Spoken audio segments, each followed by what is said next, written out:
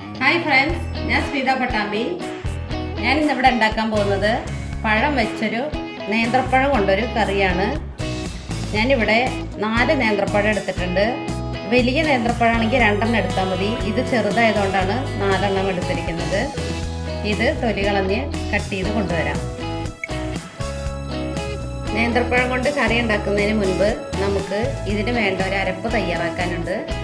ആദ്യം അരപ്പ് റെഡിയാക്കി വെച്ചതിന് ശേഷം മാത്രം കറി ഉണ്ടാക്കാൻ തുടങ്ങിയാൽ മതി. പഴത്തിനധികം വേവില്ലാത്തതുകൊണ്ട് പെട്ടെന്ന് വെന്ത് കിട്ടും. ഉടഞ്ഞു പോവാതെ നോക്കണം. അതുകൊണ്ട് ആദ്യം അരപ്പ് റെഡിയാക്കാം.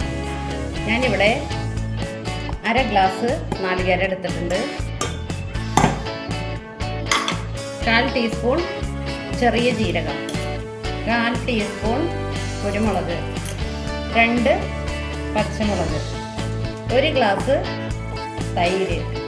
ഇതെല്ലാം കൂടെ നന്നായി അരച്ചെടുക്കണം. നമുക്ക് കറി ഉണ്ടാക്കാൻ തുടങ്ങാം. ആദ്യം നേന്ത്രപ്പഴം കൊണ്ട് കറി ഉണ്ടാക്കാൻ ആവശ്യമായ സാധനങ്ങൾ: നേന്ത്രപ്പഴം, 1/2 ടീസ്പൂൺ മുളക് പൊടി, 1/4 ടീസ്പൂൺ മഞ്ഞൾപ്പൊടി, 1 ടീസ്പൂൺ ഉപ്പ്, ചെറിയൊരു ശർക്കരയുടെ പൊട്ട്. നമ്മൾ മാമ്പഴപ്പുളിശ്ശേരിയിൽ ശർക്കര ഇട്ടിട്ടൊക്കെ ഉണ്ടാക്കുക. അതുപോലെ മാമ്പഴത്തിന് പകരം പഴം, ഒരേ ടേസ്റ്റാണ്. മാമ്പഴപ്പുളിശ്ശേരിയുടെ അതേ ടേസ്റ്റാണ്. 2 ഗ്ലാസ് വെള്ളം ഒഴിച്ചിട്ട് ഒന്ന് വേവിച്ചെടുക്കാം. പഴം ഇവിടെ 2 തിള തിളച്ചിട്ടുണ്ട്. നന്നായി വെന്ത് വന്നിട്ടുണ്ട്. ഒരുപാട് വെന്തുടയാൻ പാടില്ല. ഇനി ഇതിലേക്ക് നമുക്ക് നേരത്തെ അരച്ചു വെച്ച അരപ്പ് ചേർക്കാം.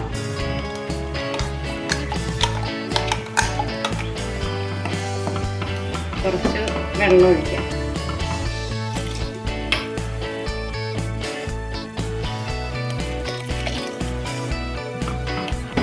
ഇനി ഇതൊന്ന് പതുക്കെ തിളച്ച് വരണം. ഒരുപാട് തിളക്കരുത്, ഒന്ന് പതുക്കെ തിളച്ച് വരണം. കറി ഇവിടെ തിളച്ച് വന്നിട്ടുണ്ട്.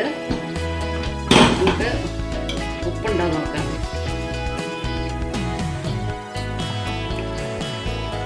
ഉപ്പും എരിവും പുളിയും എല്ലാം പാകത്തിനാണ്. ഇനി ഒന്നും ചേർക്കേണ്ട ആവശ്യമില്ല. ഇതിലേക്ക് ഇനി വറുത്തിടാം. 2 ടീസ്പൂൺ എണ്ണ ചൂടായി വരട്ടെ. 1/4 ടീസ്പൂൺ കടുക് പൊട്ടി വന്നിട്ടുണ്ട്. ഉലുവ, വറ്റൽമുളക്, കറിവേപ്പില.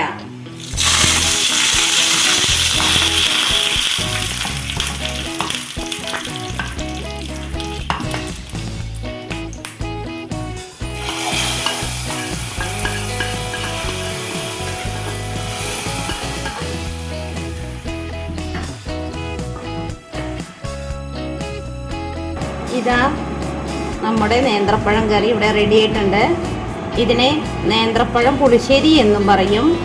മാമ്പഴപ്പുളിശ്ശേരി ഇഷ്ടമാവുന്നവർക്ക് ഇത് തീർച്ചയായും ഇഷ്ടമാവും. അതേ ടേസ്റ്റാണ്. കറി വയ്ക്കാൻ ഒന്നും ഇല്ലാത്ത ടൈമിൽ നമുക്ക് പെട്ടെന്ന് ഉണ്ടാക്കാൻ പറ്റുന്നൊരു കറിയാണ്. നേന്ത്രപ്പഴം എല്ലാവരുടെയും വീട്ടിൽ എപ്പോഴും ഉണ്ടാവുന്നതല്ലേ.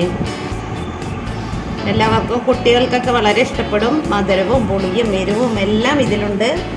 നിങ്ങളുടെ ഇഷ്ടത്തിനനുസരിച്ച് ഇതിൽ തൈര് ഇഷ്ടമുള്ളവരാണെങ്കിൽ തൈര് കൂടുതൽ ചേർക്കാം.